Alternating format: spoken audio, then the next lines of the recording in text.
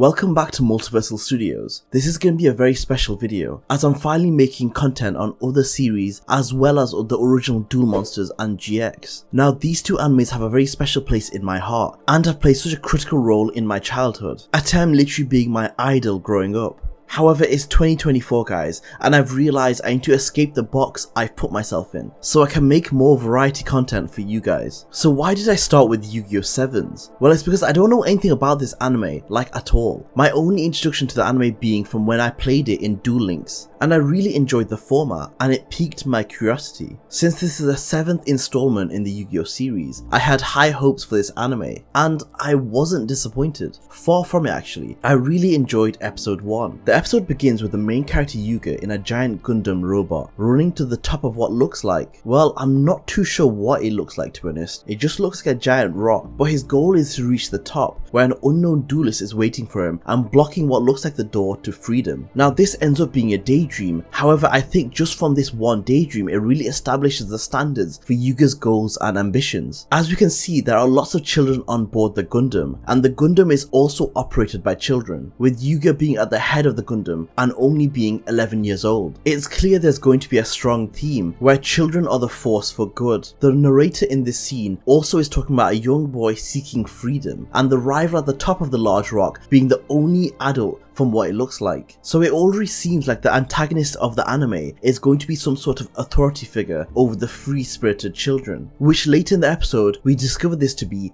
Goha Corp. Pretty early on in the episode, we learned that they're actually living in a futuristic Black Mirror style world, where if it wasn't for the constant humour throughout the show, it's kind of a sad reality to be living in, where everyone is monitored and recorded by robot drones. Any form of creativity or breaking the rules, even to a small extent, leads to punishment. 6 strikes and you're cut off from the Goha Corp system, which has monopolised the Goha city. They show a perfect example of this when 2 kids are innocently trading Yu-Gi-Oh cards between them. However, a robot intervenes and reminds them that it's forbidden to trade cards unless they're under the supervision of Goha Corp. However, the alarming factor wasn't the robot in this scene, as it was already established they were living in a dictatorship world. It was the reaction from the kids that worried me.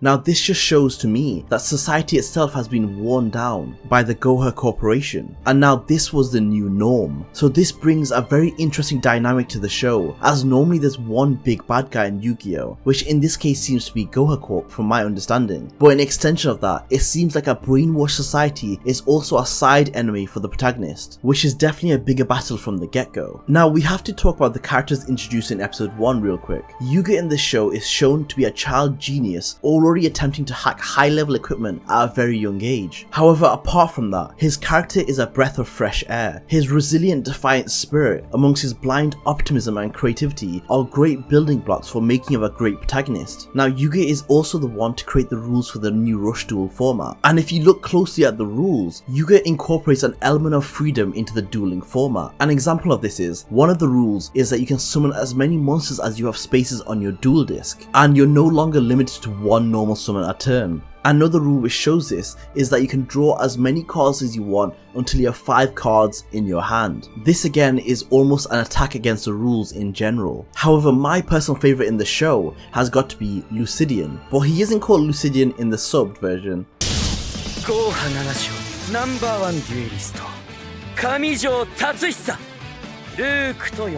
He's definitely portrayed as the more mysterious / cool character with a flair for the dramatic. I love that he is actively trying to play that character. However, whenever one of those moments come up where he has a chance to be cool, something comes up which leaves him embarrassed, which I find hilarious.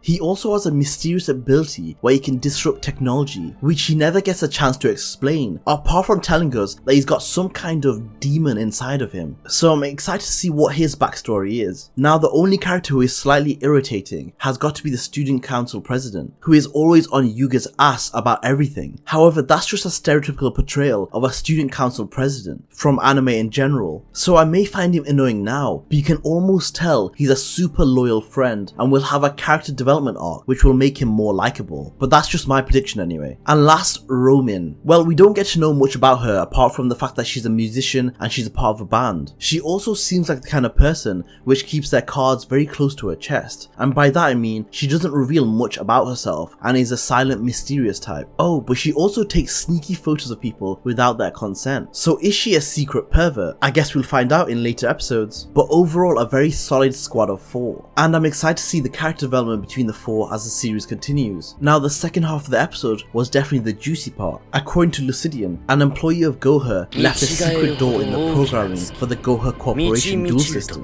and the person that finds it will become the king of duels. Now, the door was protected by a mysterious figure which resembled the figure from the very start of the episode, guarding the pathway. Now, why does this mysterious figure design kind of remind me of Varys from Yugioh Series? Well, anyway, the mysterious figure summons the Blue Eyes White Dragon. Now, this was special, as I really enjoyed the animation, and a great reference back to the original Duel Monsters anime, which was appreciated. However, it did make me question whether this mysterious figure had any connections to Seto Kaiba. Yugioh luckily managed to defeat the Blue Eyes White Dragon, and a new path opens up. And the new rush duel rules created by Yugioh gets incorporated into every person's duel disc. So Yugioh at the age of 11 is basically like a combination of Kaiba with his technological smarts and Pegasus, who is hailed to be the creator of Duel Monsters, which Yugioh now technically is with the new rush duels. Now, all this happened in the space of one episode, and it was a pretty packed one, and it did a great job introducing the characters. However, I do think that one thing that SEVENS did better in their episode 1 is that they left me with so many questions that I had no choice but to continue watching. I feel like what Yugioh 7s could have done better is that they could have introduced more mystery and enticed the viewer to keep watching. However, on that note, on to episode 2. Make sure you guys like and subscribe. Until next time.